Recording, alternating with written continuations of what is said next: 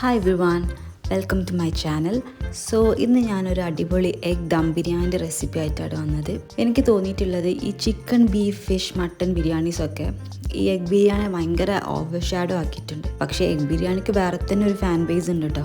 നമുക്കെല്ലാവർക്കും എഗ് ബിരിയാണി ഭയങ്കര ഇഷ്ടമാണ്. സോ നമുക്ക് നേരെ റെസിപ്പിയിലേക്ക് പോവാം. മിൽമ നെയ്യും ഡാൽഡയും ഇട്ടിട്ട് ജസ്റ്റ് ഒന്ന് മെൽറ്റ് ചെയ്യുക. ഡാൽഡ എന്ന് പറഞ്ഞാൽ നമ്മൾ വെജിറ്റബിൾ ഗീ ഇട്ടോ, വനസ്പതി. ദെൻ 2 വലിയ ഉള്ളി തിന്നി സ്ലൈസ് ചെയ്തിട്ട് ഇതിലിട്ടിട്ട് ഒന്ന് സോട്ട് ചെയ്യുക. ജസ്റ്റ് അതൊന്ന് വാടി ഒരു ക്രീമിഷ് കളറൊക്കെ ആവാനാകുമ്പോൾ നമുക്കിതിലേക്ക് നല്ല ചതച്ച് വെച്ച പിന്നെ മുളകും ഇഞ്ചി വെളുത്തുള്ളി പേസ്റ്റും, ഒരു 2-3 മുളകും ഒരു 5-6 വെളുത്തുള്ളിയും ഒരു കഷ്ണം ഇഞ്ചി മതി. പച്ചമുളക് നിങ്ങൾക്ക് സ്പൈസ് ടോളറൻസ് കൂടുതലാണെങ്കിൽ പിന്നെ കുറച്ച് എക്സ്ട്രാ ആഡ് ചെയ്യാം കേട്ടോ.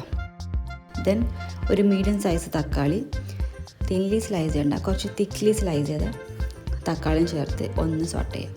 ഞാൻ ആവശ്യത്തിന് ഉപ്പ് ഇട്ടിട്ട് ഒന്ന് മൂടി വെക്കാം. അപ്പോൾ ഈ മൂടി വെക്കുമ്പോൾ ഈ തക്കാളിയൊക്കെ ഒന്ന് സോഫ്റ്റനാവും. ഒന്ന് ജസ്റ്റ് നമ്മൾ ഈ കയ്യിൽ വെച്ചിട്ട് ഒന്ന് ഇളക്കി കൊടുക്കുക. ദെൻ മസാല ആയിട്ട് 1 ടേബിൾ സ്പൂൺ മുളക് പൊടി, 1.5 ടേബിൾ സ്പൂൺ മല്ലിപ്പൊടി, 3/4 ടേബിൾ സ്പൂൺ പെരിഞ്ജീരകപ്പൊടി, പിന്നെ ഒന്നും ഉണ്ടല്ലോ 1 ടേബിൾ സ്പൂൺ ഗരം മസാല. ഇതാകെ മൊത്തം ഇട്ട് ഒന്ന് മിക്സ് ചെയ്യാം. ദെൻ കുറച്ച് ലെമൺ ജ്യൂസും ഒന്ന് സ്ക്വീസ് ചെയ്യാം. ഈ പെരിഞ്ജീരകപ്പൊടി മിക്സ് ചെയ്തിട്ട് അത് വേറെ തന്നെ ഒരു ടേസ്റ്റ് വരും നമ്മുടെ ബിരിയാണിക്ക്. പിന്നെ ഞാനിവിടെ യോഗട്ടാണ് യൂസ് ചെയ്തത്. തൈരാണെങ്കിൽ കുറച്ചും കൂടി പുളി ഉണ്ടാവും, അപ്പോൾ അതിനനുസരിച്ച് നിങ്ങൾക്ക് അഡ്ജസ്റ്റ് ചെയ്യാം. ഞാനിതിൽ 2 ടേബിൾ സ്പൂൺ തൈരാണ് യൂസ് ചെയ്തത്. തൈരല്ല, ഞാൻ യോഗട്ടാണ് യൂസ് ചെയ്തത്, മാറിപ്പോയി. ദെൻ കുറച്ചധികം മല്ലിച്ചപ്പും പുതിനും ചോപ്പ് ചെയ്ത്. മസാല ഇപ്പോൾ ഓൾ സെറ്റായി. ദെൻ നന്നായിട്ട് ബോയിൽ ചെയ്ത എഗ്ഗ് ഇട്ടിട്ട് ആകെ മൊത്തം ഒന്ന് കമ്പൈൻ ചെയ്യാം. അപ്പോൾ നമ്മളെ മസാല ഓൾ സെറ്റാണ്. ഇനി നമുക്ക് റൈസിലേക്ക് പോവാം. So as you all no, ബിരിയാണിക്ക് ബെസ്റ്റ് ജീരകശാല അറിയാൻ നല്ലത്. അപ്പോൾ അത് ഞാനൊരു 2 കപ്പ് എടുത്തിട്ടുണ്ട്. പിന്നെ ഉള്ളി, കാഷ്യൂ, സ്പൈസസ് ഒക്കെ സെയിം സ്റ്റെപ്പ് തന്നെ നെയ്യും ഡാൽഡയും ഇട്ടിട്ട് ഉള്ളിയിട്ട് നന്നായിട്ട് വറുത്ത് കോരുക. ഞാൻ വറുത്ത് കോരിയിട്ടില്ല, ഒന്ന് വയറ്റി കോരി. ഈ ഉള്ളി നമ്മൾ ദം ചെയ്യുമ്പോൾ ലെയർ ചെയ്യാനും ദെൻ ഗാർണിഷിങ്ങിനായിട്ട് യൂസ് ചെയ്യുക. ഈ ഉള്ളി ഓവർ കറക്കാണ്ട് നോക്കണം കേട്ടോ, പിന്നെ ഒരു കയ്പ്പ് പോലെ ടേസ്റ്റ് വരും.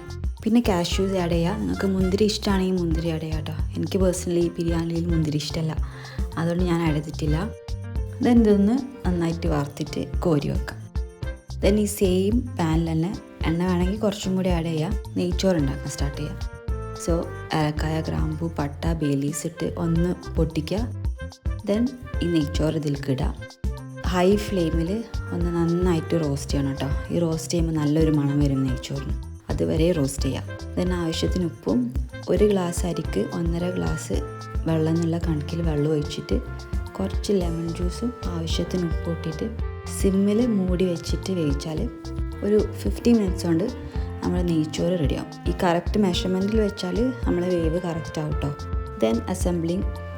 ഈ മസാലേൻ്റെ മുകളിൽ നമ്മൾ വേവിച്ച് വെച്ച നെയ്ച്ചോറ് ഇടുക. ദെൻ അതിൻ്റെ മുകളിൽ നമ്മൾ വറുത്ത് വെച്ച ഉള്ളി ഇടുക, മല്ലിച്ചപ്പ്, പുതിന അരിഞ്ഞതിടുക, കുറച്ച് ഗരം മസാലയും കൂടി ഇടുക. അങ്ങനെ 2 ലെയേഴ്സാണ് ഞാൻ ആക്കിയത്. ദെൻ ഫോയിൽ പേപ്പർ വെച്ചിട്ട് നന്നായിട്ട് സെക്യൂർ ആക്കാം. നമുക്ക് ഈ സ്റ്റീം ഇതിൽ കിടന്നിട്ട് ദമ്മാണ്. That's the key. Foil paper ഇല്ലെങ്കിൽ നമുക്ക് മൈദൻ്റെ മാവ് വെച്ചിട്ടും ചെയ്യാം കേട്ടോ. സൈഡിൽ ഫുള്ള് ദമ്മാക്കിയിട്ട് അപ്പോൾ ഒരു 20 മിനിറ്റ് കഴിഞ്ഞിട്ട് ഇത് തുറക്കുമ്പോൾ ഒരു പ്രത്യേക മണം വരും. പിന്നെ ഒന്നുമില്ല, ഈ ബിരിയാണി ആകെ മൊത്തം ഒന്ന് മിക്സ് ചെയ്യുക. നല്ല തൈരും ചമ്മന്തിയും പപ്പടത്തിൻ്റെ കൂടെ അടിപൊളിയായിട്ട് കഴിക്കാം. സോ എഗ് ബിരിയാണി ഇഷ്ടമുള്ളവർ ഡു ട്രൈ. നിങ്ങൾക്ക് ഇഷ്ടമായാൽ കമൻറ്റ് ചെയ്യുക. And if you like videos like this, please do subscribe and support.